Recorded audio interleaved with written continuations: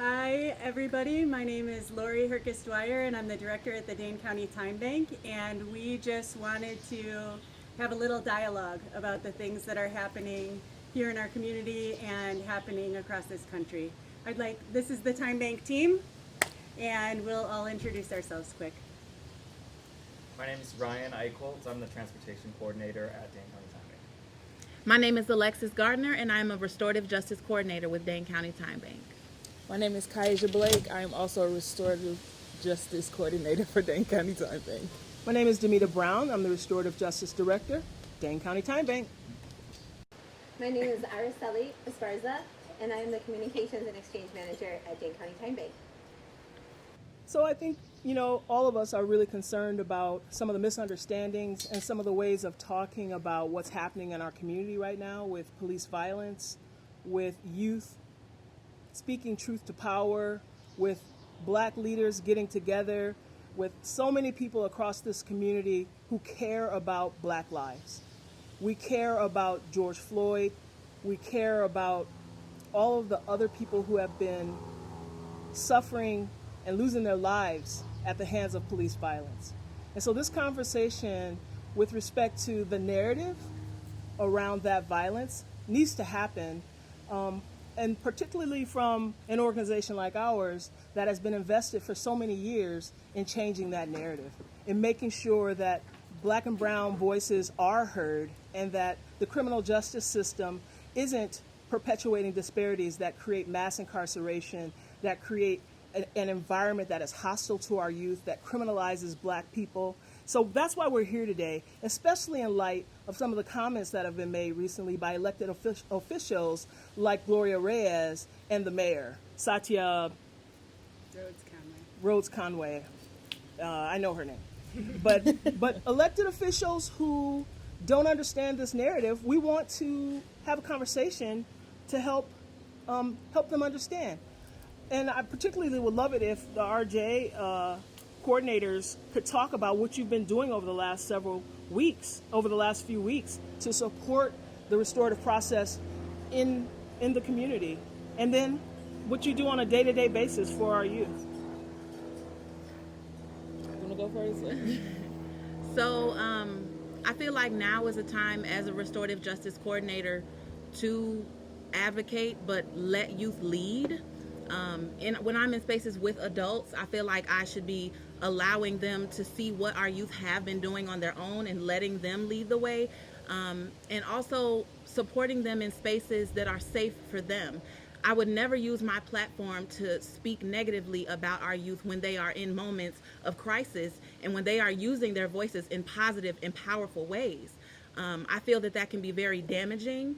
And I feel like that is not what we need at a time where everyone is against our youth, when the systematic oppression that we have lived in for over 400 years is affecting our youth the most, and we condemn them for that. I don't feel like that's right. I don't feel like that's what we're here to do. I feel like now is the time for us all to come together and not retreat and be in our comfort zone. And if that means you are uncomfortable, you need to reevaluate your values.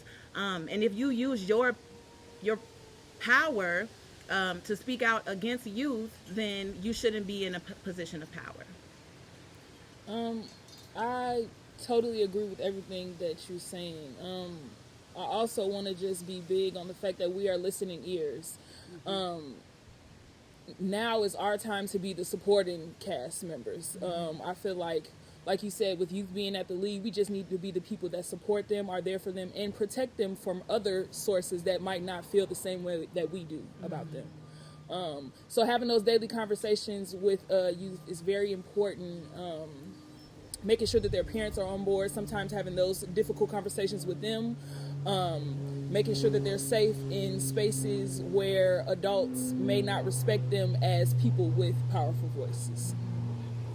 And it's offensive to the work that we do every day to bring about restorative justice in this community, to have an elected official talk about the work disparagingly, and to misunderstand what our focus is here. Well, we're talking about an institution that has systematically, over history, brutalized and terrorized the black community. We're talking about the police department. And that is a national phenomenon that we're all grappling with. And the reason that we're looking at an uprising across this world right now because of what happened to George Floyd is because other people know as well that you cannot continue to support a terrorist organization when it is brutalizing community members with no accountability. Restorative justice is about accountability. So every institution that has interactions with our youth, with the black community, with other black and brown communities, with other youth, every human being needs to matter. Every human being deserves the accountability of a police force that is supposed to protect us. We know that we're not getting that protection. So this is about that institution and the terror that it is wreaking upon our communities. Not any individual. No matter how misguided your comments might be, Gloria Reyes, this is not about you. This is about the institution you used to work for, and it is about the institution that is honoring a blue line over the value of black lives. Yes. Let's talk about it. Let's talk about it. We don't want police in the schools. We don't want people that have, that represent for some of our communities immigration, deportation, the splitting of families. Those people have, if they don't speak our language, they don't know our culture, they don't know our customs, they don't know how deeply we feel about our children. They have never asked us yet how to treat our children, and yet we've trusted them over and over again. We've trusted them, and over again, they have disrespected our boundaries, and they have not listened to the actions. And I want to take this over to Lori to talk about the history as well of Dane County TimeBank and the restorative justice work that they have done for over many years. Yeah, so, the TimeBank from its very start wanted to create an opportunity where the community could address situations. From the very beginning, we understood the impact and the harm that having police contact and having being arrested and going through that traditional system, that harm is tremendous. And so we from the very beginning wanted to support youth and community in that space. And we've always been about community justice, and that's what this is about. This is about community dealing with incidents when harm occurs or when people are needing support. When we started this organization, when we started the restorative justice work, it was black and brown youth who created what this was. It was very much an approach that was focused on the strengths of the youth that were involved and the leadership of the youth that were involved. And Kaeja and Alexis were a part of that from the very beginning. And I don't know if you want to speak at all to any of that. Yeah, so I was actually a freshman in high school at La Follette when I was first introduced to restorative justice and asked to participate as what we used to call a juror, back when we called it youth court. And it did feel empowering, especially coming from a household where it was like lots of tough love focused. I never had a voice. I was never asked what was wrong or why I was acting out or why I wanted to riot or why I wanted to rebel. So the fact that I was given that place, that safe space, and actually given the opportunity to listen to other people my same age and then build a community out of that. So we leave this restorative justice room or this session and we still have a sense of community. We're still together after this. So that's what I experienced, and it took me a long ways in college. It was something that I feel like I utilized as a skill to help build relationships with my professors and my family and my friends. And now it's something I'm passionate about. It's not something I clock into work to do. Or something I use to say I'm a good person, look at me. This is for the culture. This is our life. This is our livelihood. If I want to have children, I need to make sure that we are creating generational change. And that's right. That's what we're here to do. For sure. I think for me, just being able to go full circle with restorative justice has been amazing. From being, like you said, a juror and being able to give our peers another chance to, you know what I'm saying, just be seen in a different light by staff, other school officials, officers was amazing. And then for us to be able to give other youth that space and give them that voice, I think is what's been just most important for me. Just you know what I'm saying, it means so much to me.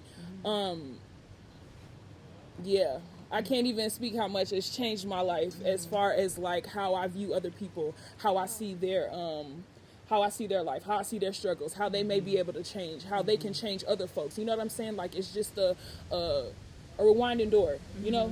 So I can't be more happy to do this work.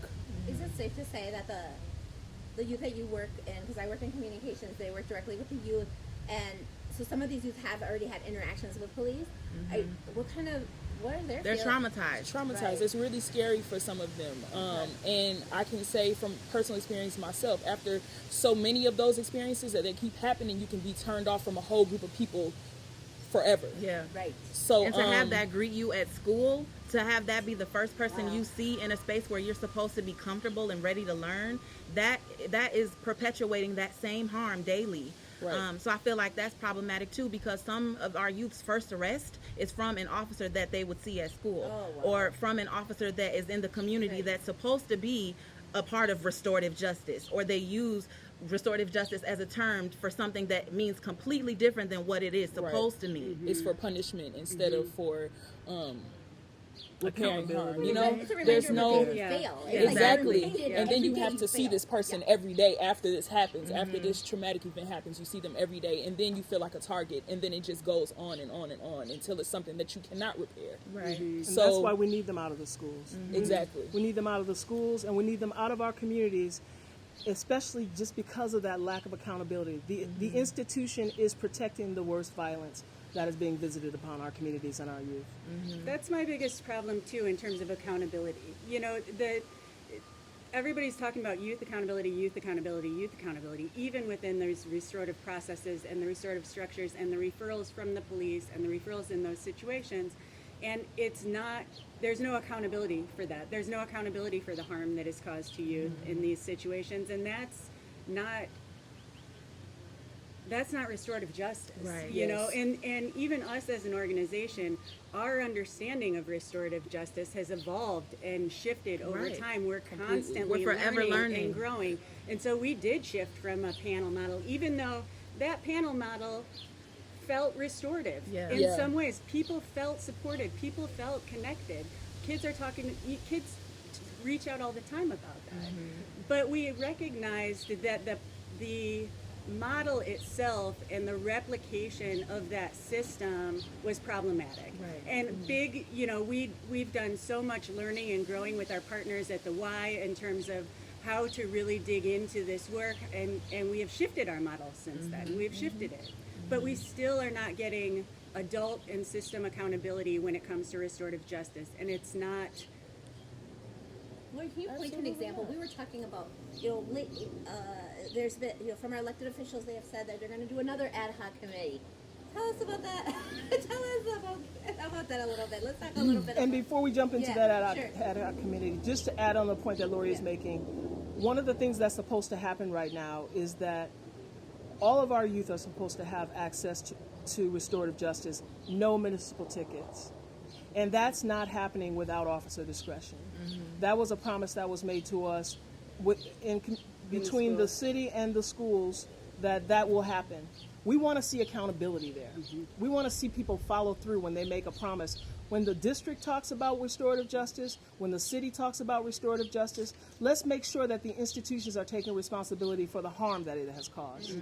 And stop causing that harm. And stop admiring That's what obedience what over. restorative justice is all about. You know what I'm saying? Yeah. So when leaders take the term restorative justice and apply it to themselves as if they are restorative, but they use that same platform to condemn youth for speaking out when they should, that's just completely against what we're here to do. So for leaders that are doing that, right, you're not restorative at all. Restorative justice is not about superiors. Yes. And I feel like adults in these situations have to let go of that. Right. I think that this just obedience, just infatuation on it is just so, it's not helpful.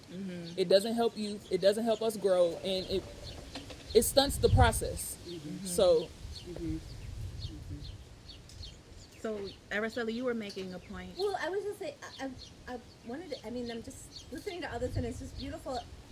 And yet I'm reminded recently of another committee, of another call for a committee. And it's frustrating because 2 years ago, when I did go attend of the parenting coalition, the parent coalition. I went because for so many times I've seen on my social media that a group of youth were going to these to the board meeting, and mind you, it's in Doyle Building. It's hot as heck. These kids are there. They're missing lunch. There are people who have to cover their faces because they're afraid of they get they may get retaliated against. So as a parent, as somebody on the street, I went to see. I went to notice.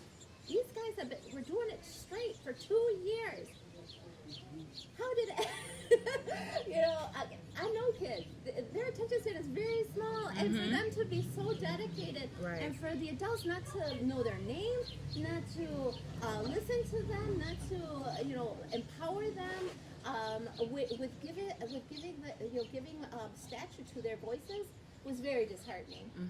My tax dollars goes to this police department and to the school district, and I was very disappointed that this committed group of children were not being listened to. They did their homework, and yet I was sitting next to sometimes other teachers being very upset. They were there as audience, and that was disheartening. That was really disheartening to see that at one point we don't go all the way. I wanted to acknowledge Lori's and Dane County TimeBank's commitment to some of those preliminary ad hoc committees that were done for review. Well, there was an ERO ad hoc committee that got established at the end of the last police contract, and as a restorative justice practitioner, that process was heartbreaking. Process was heartbreaking. I read the report. It seems like everybody is calling for youth voice. We want to hear youth voice. And these youth from Freedom Inc. and from other organizations and kids in the community are showing up and talking about how they're impacted. They tried everything. They shared personal stories. They talked about the trauma they experienced. They talked about what their families experienced, how it felt, how it made them feel. And it wasn't enough. It wasn't enough to make any change. They tried data. They tried all the data about all the harm, all the links to all the health connections to all, and many other connections, and that didn't work either. And it was so just it doesn't make heartbreaking. sense to go back to another committee. I remember The studies, the documentation of the harm that police violence is causing is there. We don't need more studies and more ad hoc committees. We need you to listen to what the youth have been saying to you, listen to what RJ practitioners have been saying to you, and act. We don't want to start over. We don't want to have stall tactics. We don't want more bureaucracy and more politicizing, the politicians trying to make a name for themselves on getting tough on this and that, being a fear monger into our communities and saying, you need us because of X, Y, and Z. Look at the data. Look at the studies. Look at our work. Listen to our youth. That's what we're trying to do right now. We're trying to move into action. Enough talk. Absolutely. Enough talk. planning. Enough Planning. enough committees, Let's do enough this. subcommittees. Stand with us as we stand with our kids. Black lives do matter. I want to give a shout out to Freedom Inc. and the way they have mobilized this community around Movement for Black Lives. It matters that we have strong, powerful black leaders. And these young kids who are out there in these last few weeks, they're learning that. We want them to know that. You should want that for them too. Urban triage. There's so many groups. There's so many brilliant black leaders, and that's the heartbreaking piece, is that there's so much brilliance and so much knowledge and such a depth of experience in this community, and the fact that that is not trusted enough to make something, to transition, to transform, is shameful. It means you're not listening. It means you're not listening. And I want to give a shout out to everyone who's protested for the removal of Matt Kenny and for Tony Robinson and remembering him. People have been doing this for over 5 years. It's a shame that this person is still employed by our tax dollars. It's a shame. And one of the things that came out of that was that review panel to monitor what the police do, and now they're trying to reject that. They don't want to be held accountable.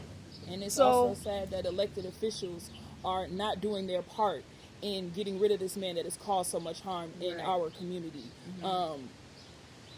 It's just despicable how the lies can come so smooth and so easy, and then an apology after it, like it's just a combined package deal. So, yeah, I agree. We're tired. We're tired, and it's not. We've talked about it on a local level. We've been talking about it here in a microcosm of our city of Madison. This is a larger national level. It's not Right. personal. It's just institutional. Right. Wanting to shift that to those observations that this is part of a larger conversation nationwide. And you know, we were talking about lynching earlier. Yeah, Tell us more. we need to look at the historical impact of lynching. This man was lynched publicly. And what is the role of doing that publicly? It terrorizes so many people. A 9-year-old child witnessed that in person. But how many other children have watched this video? How many other people and how many other videos have been going viral that again and again and again display this violence against black bodies? You know, that is the history of this nation. Ida B. Wells pointed that out for everyone to see. Around the turn of the century, she was doing a campaign against lynching. We're still doing campaigns against Right. lynching. How long does it take? How long does it take for us to end an institution that is steeped in that kind of violence? That's what this conversation is really about. Getting rid of the institutions that protect that kind of disrespect and disregard for black life.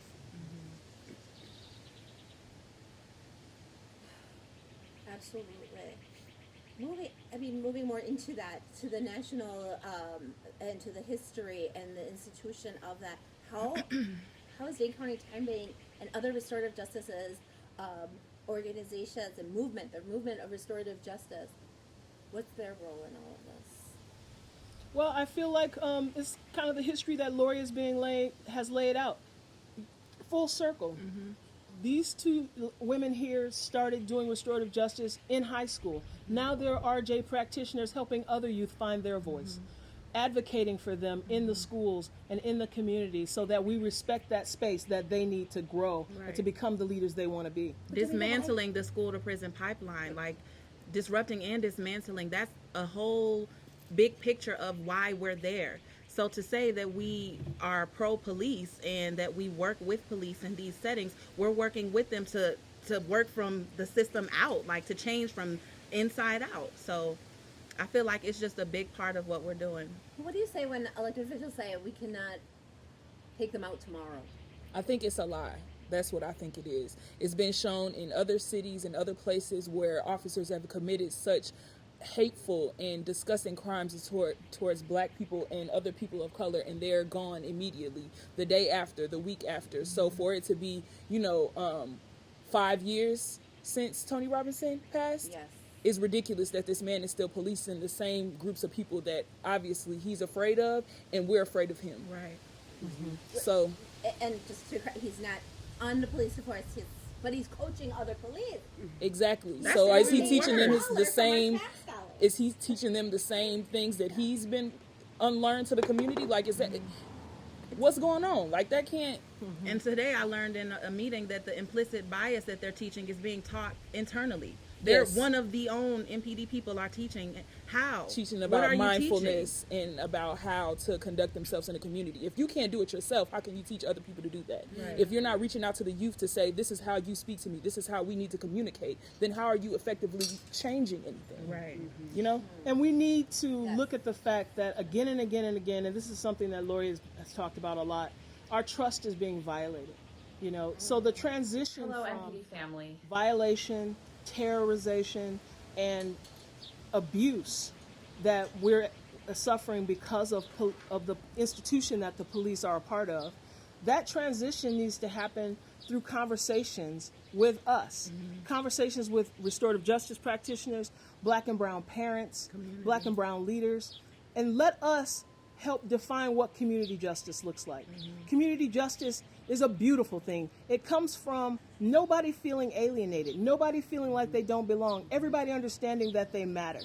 That kind of cohesion and care and empathy and vulnerability and honesty and openness creates communities that take care of each other. Right. So when you're having a problem, you're having a conflict, you rely on a restorative justice process because your community has put that there for you.